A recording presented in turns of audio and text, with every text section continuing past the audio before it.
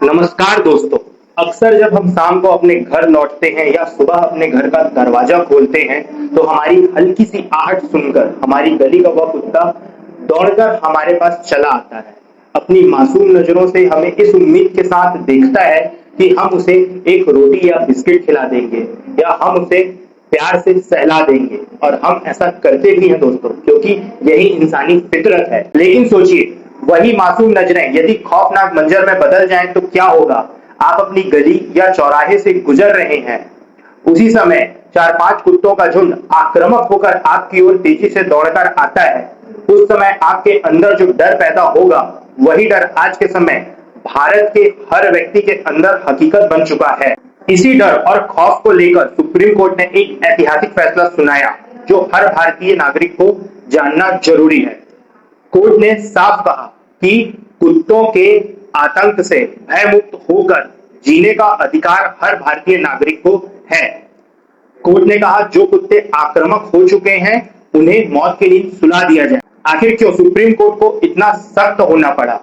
आज की इस वीडियो में हम इसी विषय पर चर्चा करेंगे। मैं हूं अनुप्रास चौबे और आप देख रहे हैं अनुप्रास एनालिसिस। दोस्तों, आपको यह जानकर हैरानी होगी कि दुनिया भर में रेबीज से होने वाली मौतों में अकेले 36% मौतें केवल हमारे देश भारत में होती हैं। यानी रेबीज से मरने वाला हर तीसरा व्यक्ति एक भारतीय है। अगर रोजाना का हिसाब लगाया जाए तो भारत में औसतन हर दिन 10,000 से ज्यादा लोगों को कुत्ते काट रहे हैं। यह आंकड़ा साल भर में 37 लाख के पार चला जाता है।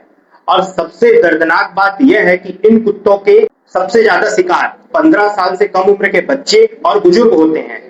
बच्चों की ऊंचाई कम होने के कारण कुत्ते सीधे इनके चेहरे, गर्दन और सिर पर वार करते हैं, जो कि जानलेवा साबित होता है। दोस्तों, हमें यह समझना होगा कि यह नौबत क्यों आई। इसके पीछे 2 बड़े प्रमुख कारण हैं।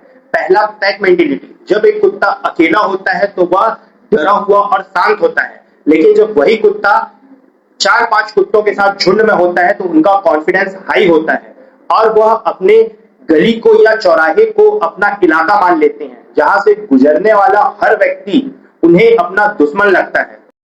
दोस्तों, दूसरा सबसे बड़ा कारण है हमारे सिस्टम का फेलियर। शहरों की सड़कों पर फैला कचरा और घरों से फेंका गया खाना इन कुत्तों का सबसे बड़ा फूड सोर्स होता है। जब तक यह कचरा फैलता जाएगा, कुत्तों की आबादी बढ़ती जाएगी। प्रशासन नसबंदी तो करता है, लेकिन उसकी रफ्तार कुत्तों की आबादी बढ़ने की रफ्तार के सामने ऊंट के मुंह में जीरे के समान है। इसीलिए सुप्रीम कोर्ट के 3 जजों की बेंच ने इस मामले में दखल दिया और कड़े आदेश सुनाए। पहला, no U turn on streets. अब तक नियम यह था कि कुत्तों को पकड़ो, नसबंदी करो और उन्हें वापस छोड़ दो, लेकिन कोर्ट ने साफ कह दिया कि आवारा कुत्तों को पकड़कर अब सीधे शेल्टर होम भेजा जाएगा।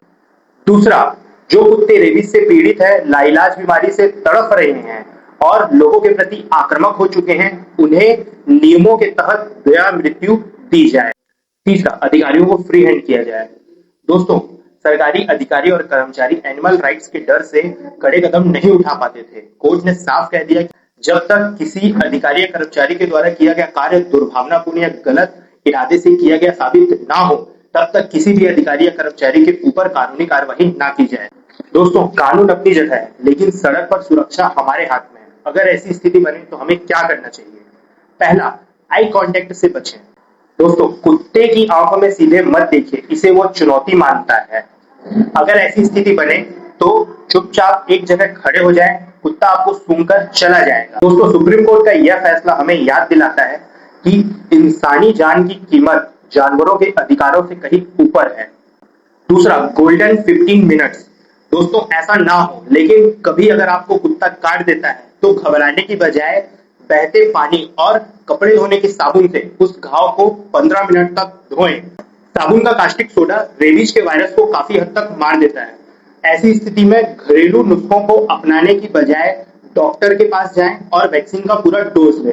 आपके इस बारे में क्या विचार है? क्या आपके इलाके में भी आवारा कुत्तों का आतंक है? कमेंट में अपनी राय जरूर दीजिएगा। इस बेहद जरूरी और लाइफ सेविंग जानकारी को अपने दोस्तों और परिवार के साथ शेयर जरूर कीजिएगा। अनुप्रास एनालिसिस को सब्सक्राइब करिए और वीडियो को लाइक कीजिए। जय हिंद, जय भारत, जय छत्तीसगढ़।